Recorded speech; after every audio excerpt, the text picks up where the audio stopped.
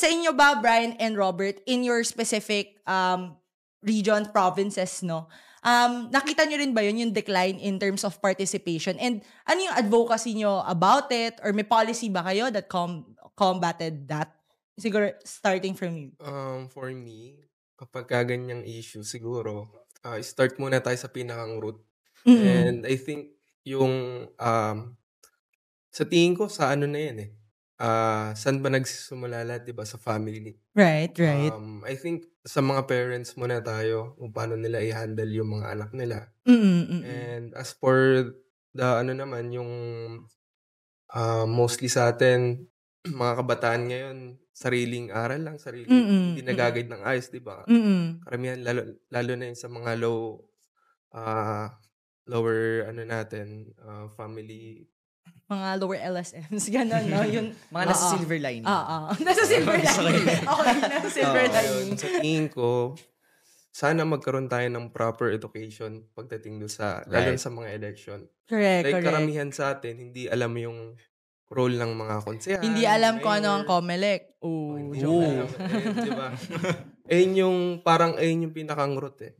No, pinakang problema. Yeah. Pagdating sa Philippine government. Gets.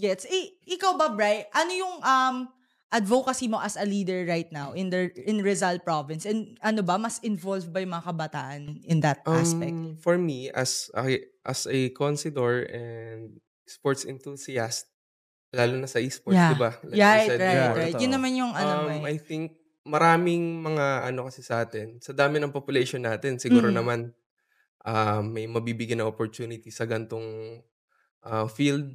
Correct. So, what if maglagay tayo ng let's say event na makikitaan ng potential that will lead them to success, di ba? So, ayun. And as an architect then, syempre, I will promote proper design. Lalo na, di ba, may issue tayo dun sa... Right. Diba? That project. Diba? Sustainability and functionality. Correct. Ng mga design that will enhance communities then. And then, katulad nung, let's say, sa NBCP natin, National Building Code, karamihan doon, actually, hindi nasusunod yung nasa batas. So when it comes to naman yung mga policies, 'di ba? Actually madami na tayong batas. Ang problema lang is masyadong mahina yung enforcement natin sa batas. Yes. Yeah. Kumbaga kailangan ng political will lahat ng mga nakaupo. Ang ganda nun na you need political will din. Kasi sometimes even if we put a candidate or a leader who has the know-hows, if they don't really have the will to enforce it, at syempre, kumbaga, maraming external factors dyan. Sino ba yung mga tao nasa baba mo? Sino ba yung constituents mo? So, maraming factors are involved for you to be able to land a policy. So, kailangan talaga medyo may qualities of a leader ka, di ba? So, we'll get to that later kung ano ba sa tingin niyo yung right qualities for a leader. So, thank you so much, Bright. Ikaw naman, Robert. Siguro yung sa college, yung policy, isa yun yung policy advocacy. Anong time kasi namin, sobrang dami. Well, time natin. Ang daming issue talaga. I mean, isa siguro na sa isip ko yung parang ipapagiba daw yung Arroceros Park, if familiar kayo. Yung actually dun sa school namin, parang tumulong ako sa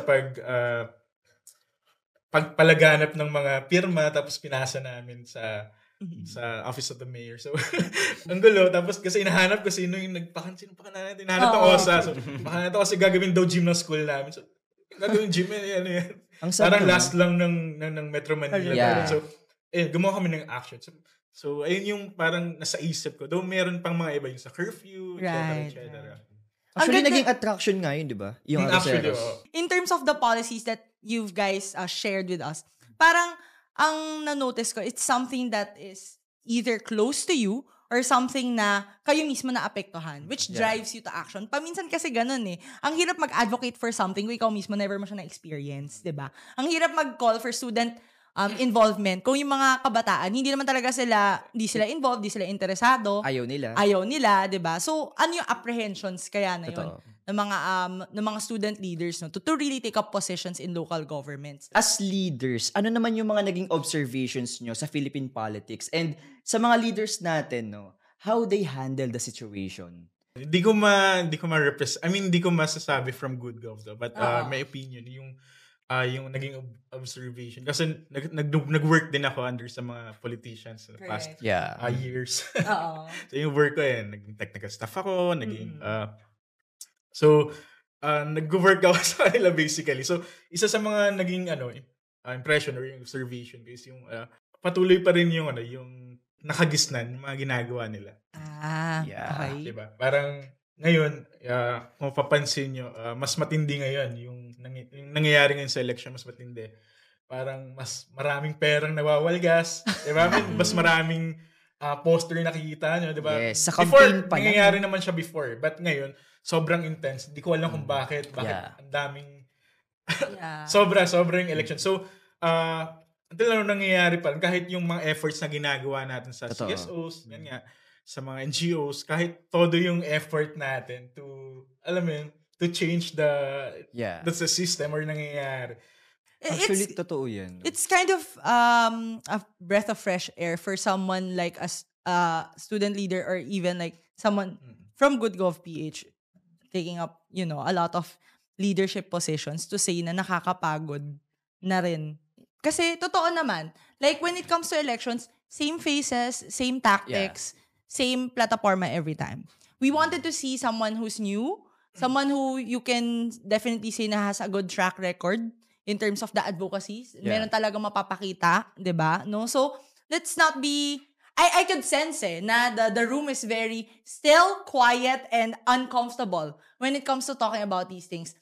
We're not mentioning big names here. Totoo. But definitely we do know na alam naman ng mga tao yan alam ng botante yan kung are you being a genuine leader, 'di ba? That's why we wanted to hear all the advocacies of a lot of different leaders even during the election season. Gusto natin makita ano nang nagawa nila, ano yung gagawin pa nila, 'di ba? So, totoo yung sinabi niya kanina, heightened yung election season lalo na ngayon. Sana tayo as voters, we should think kung sino talaga yung pipiliin natin, especially if kapag nilaharan na tayo ng mga resibo, credentials and credibility, sana lunukin natin 'yun, no? Kasi wag lang tayong mag-base sa kung sino ang sikat, kung kanino siya galing family, and also magbabago lang talagang Pilipinas kapag pumili tayo ng competent leader. And also kung alam natin yung mga binoboto natin. Ang dami naming feels, no? Pero syempre babalik tayo from Robert na medyo kinabahan kanina.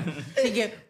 Hindi muna ikaw. May dadagdag ka pa ba? Parang a question lang doon. Parang kailan magiging para sa Pilipinong eleksyon? Correct. Diba? Yeah. Para na lang ba lagi sa mga taong may makinarya, may ilan na pamilya, diba? So, kailan naman para sa mga Pilipino, diba? Correct. So, ayan yung... And we don't really try to ostracize when it comes to parang, etong si person na to, may pangalan siya, ganyan. It just so happens na that person has a name. It's still up to the voters to really assess. Ito bang tao na to is really equipped for this position? Kasi paminsan wala tayong choice Diba? In the election season, walang choice Sila yung meron nang napatunayan because they came from a long line of families who have already done it. So, we're not trying to ostracize. Nepotism is a very different topic altogether. But, what we want to do is to empower voters. And pag-isipin kayo, tama ba talaga yung binoboto nyo? Alam nyo ba kung sino binoboto nyo? At bakit kayo bumoboto? At alam nyo ba kung paano bumoto? So, Comelec, no? Okay. So, balik lang tayo doon. Kailangan alam natin yun. Basic rights natin yun bilang Pilipino na kailangan alam natin yun. Okay, back to the topic. Daming feels. Okay, back to the topic. Mamaya ka na. Sige. Brian. Yes, Brian. Ayun, same with Robert din naman yung observation ko. But, ayun nga, like I said earlier, kung ano talaga yung roots, syempre yung education talaga pagpili sa election. Yeah. Ayun talaga yung dapat pag-focusan natin. And ayun nga, di ba, sabi ko kanina, maraming kabataan na hindi alam yung roles ng mga binoboto nila. Correct. So, doon dapat tayo mag-start. Yep. Totoo. So, lalo na sa bansa natin, no? Sobrang lala talaga ng educational crisis. Like, yes. Kapag binabato even with free education, di ba? Parang pag binabato ka ng facts, tapos kapag nakalunok ka na ng misinformation, ayaw mo na talaga tanggapin yung facts, no? Correct. Parang, wake up, ito yung facts nasa harapan mo na. Idura mo yung misinformation yan. Hindi yan totoo. Gusto ko yung analogy na idura mo. Diba? Parang kasing, ang weird Parang ang weird na parang, eto na nga yung totoo. Sinasabi na sa'yo. Eto na, tanggapin mo na. Pero parang tinitake nila yun as bad. Parang iniinsulto sila. No, we're just informing you. It's okay to admit also that we don't know. Yeah. That's one thing Feeling ng mga Pilipino lagi, parang kailangan magaling sila. Totoo. Pero in fact, marami tayong hindi alam. So sometimes we need to ask na, sorry, I am not well informed about this law. Can you tell me more about it? Yes. Or I could have a very different opinion that I posted on social media. You apologize na, sorry, I was misinformed or I was disinformed, I was not informed or uninformed. Diba? You can always take accountability for what you know or you don't know. Diba? So, okay, thanks so much. Ang daming sinabi. Eto na tayo. Balik ako. Yes, John Lloyd, back to you. Okay, so sa akin naman, siguro mas yung problema ngayon, talagang, katulad din ng sinabi nila, mas more on personality-driven yung mga tumatakbo sa Senado. Tell us more about that. What do you mean by personality-driven? For example, may isang TV host. Ayan! Tumatakbo. Sino yan? At hindi niya pa alam kung ano yung gagawin niya. Sinasabi niya, na tsaka na daw siya magpaplano kapag nakaupo na siya. At kung tinatanong siya, sinasabi parang niya... parang travel vlog mo lang, no? Na parang, sige, book mo na tayo flight. Pag nandun na ako, tsaka ako isipin saan ako punta. Diba? Tsaka pag tinanong siya, ibabalik niya. Anyways, ang malungkot dito, maraming Pilipino ang iboboto siya. No? Dahil nakikita natin sa pollings ngayon, sa surveys ngayon, nagtatop din siya sa Magic 12. And yun ang mahirap kung patuloy yung personality-driven ng mga candidates na tumatakbo. Kasi mahirap kapag walang alam sa posisyon yung mga or yung mga iniluluklok natin. Mahirap kapag yung dapat ipinaglalaban tayo, walang alam sa kung paano maiaahon yung kabuhayan nating mga Pilipino. At siguro one thing din na pinaka na-realize ko this election na mahalaga na tayong mga kabataan na may pakialam tayo sa kung ano yung sino yung tumatakbo, ano yung nangyayari. Right. And siguro isa yun sa mga hamon sa atin bilang mga leader estudyante, bilang mga public servants, bilang parte ng mga organizations na kung paano tayo makakatulong sa mga kapwa nating Pilipino ngayong eleksyon. Right. At siguro hamon din ito sa COMELEC. So kung paano mas matutulungan ng COMELEC yung mga local voters. Kasi tulad ng sabi po ni Consi Brian na hindi alam minsan ng mga ordinaryong mamamayang Pilipino kung ano yung tinatakbo o kung ano yung posisyong pangahawakan ng mga binoboto nila.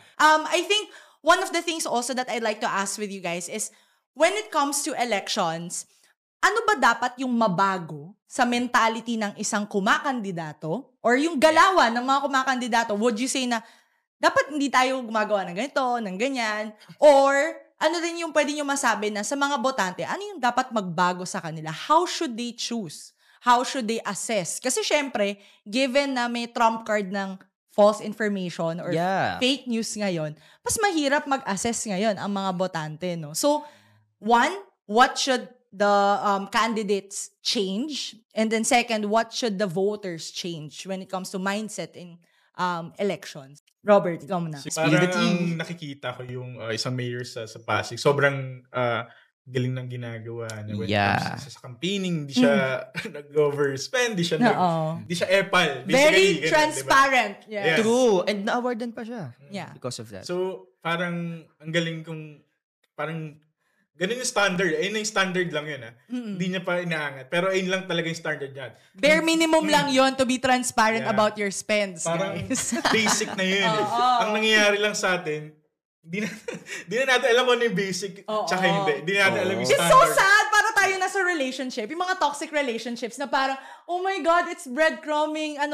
Hinawakan niya yung door ko. Oh my God, I'm in love with him. Parang ganun tayong Pinoy. Yung parang hayok na hayok. Yun, bare minimum lang yun, te. Bare minimum enjoyer. Correct. Okay. So, given nga na ganun, may standard. So parang napaka-basic na yung ginagawa. Dapat ganun talaga yung ginagawa. Pero yun nga, Dahil green flag po. Dahil nga minsan na naging matamasa ng mga tao. Dahil di na natin alam kung ano ba dapat, ano hindi. So, siguro kung wala naman siguro dapat baguhin. I mean, the standards. Pero yung... Dapat mas dumami yung ganun, di ba? Oo. Mag-replicate yung mga ganun. Kusayan pa nila, di ba? Yeah. Pero dapat idagdag din sa standard na dapat alam yung trabaho.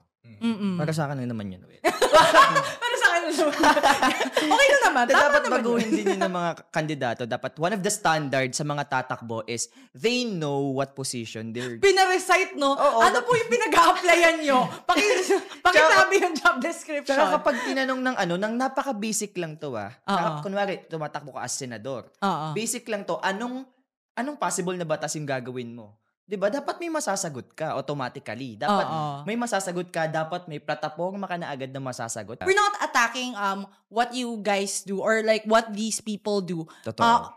Apart from being a politician. Again, it's a job, diba? Okay, but then you applied for a job, you do that job well, diba? Ganun yung mantra dapat natin. Okay, pero for the voters, Robert, as part of Good Gov. Sa part ng Good Gov. Actually, may project kami. Simulan natin. So, basically, we train mga young leaders, mga SKs, mga LYDC. Parang sila rin yung mag-train. Kasi hindi namin kayang i-accommodate lahat From Luzon to Visayas, Mindanao. Accommodate mga trainings. Yeah, right. NGO lang din kami. We need funding din. So, ang atake namin ngayon is to train leaders para naman sila yung mag-train sa community nila.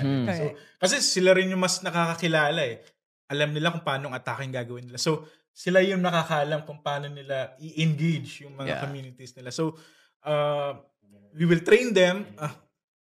We will equip them on election things. So, basically, yun yung gagawin namin. Tapos, ayun, inform sila na mag-inform basically. Correct. Brian muna ako. Brian, ikaw. Anong iniisip mo na dapat baguhin ng mga kumakandidato ngayon at saka ng voters? Sa kumakandidato at saka sa mga voters, sa tingin ko masyadong komplikado siya Parang, kumbaga sa kapag umangat yung isa, bababa yung isa. Like, kunwari, ako, let's say wala akong pera, yung katunggali ko sa pwesto is maraming pera, di ba? Pero ako yung may mabuting hangarin. Tapos yung isa hindi. Kapag hindi ako nagbigay, based on experience to. Ang ganda niyan. Gusto ko yan. Based on experience. Maraming qualify talaga sa posisyon na hindi nabibigyan ng chance kasi alam mo naman ng politics ngayon. Correct. Magastos. Correct. Kaya yung ibang may political will, hindi na sila sumusubok. And ayun yung dapat baguhin ng mga botante. Dapat yung mga botante ngayon, yung mag-push doon sa mga karapat-dapat na leaders. Correct. Ayun din yung sinasabi ni Robert kanina. Malaking tulong yung ginagawa nila. And doon papasok siguro yung role nung online platform. Kasi mas marami yung reach nung sa online platform. Correct. Like, sabihin natin dati kasi, fanatic ako ng isang dyan. Sabihin mo na. Sabihin mo na. Nandun naman na tayo. Sige na. Ayun, fanatic niya ako, di ba? To the point na may napanood ako sa YouTube, attorney siya. To be exact, si Attorney Libayan, baka kilala niyo. Si Attorney Libayan kasi, ayun yung pinapanood ko madalas sa YouTube. Doon nag-open yung mind ko when it comes to critical thinking na ayun, sana lahat ng Pilipino may ganong influencer na ma-reach niya. Correct. To the point na halos lahat ng mga botante mahasa yung critical thinking. And doon napapasok talaga yung pantay-pantay na hindi na sila makukuha ng pera, ng mga patronage politics. Correct. Ang gandang example nun, no? Na isa siya sa mga taong fanatiko. Tapos ginamit niya yung information yung fact information na yun para ma-open yung horizon niya. Okay, so thank you so much din kay Brian and Robert. No? And last but not least, ikaw, Ayan. Go John Lloyd. As a personality. Actually connected din. John Lloyd. Go John Lloyd, pasok. Ayan, siguro sa akin, mas yung kailangan baguhin siguro yung kung paano yung pamamaraan ng pamumulitika ng mga kandidato. Okay. Kasi parang para sa akin, mas okay siguro na gamitin nila yung platform nila to really educate.